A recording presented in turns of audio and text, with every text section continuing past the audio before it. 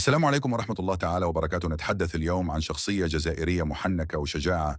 إنه المجاهد رابح بطاط، ولد في 19 ديسمبر 1925 في عين الكرمة بولاية قسنطينة بالشرق الجزائري، ناضل في صفوف حركة انتصار الحريات الديمقراطية، وكان عضوا في المنظمة السرية. حكم عليه غيابيا بالسجن ل10 سنوات بعد مشاركته في مهاجمة دار البريد بوهران، وهو عضو مؤسس للجنة الثورية للوحدة والعمل.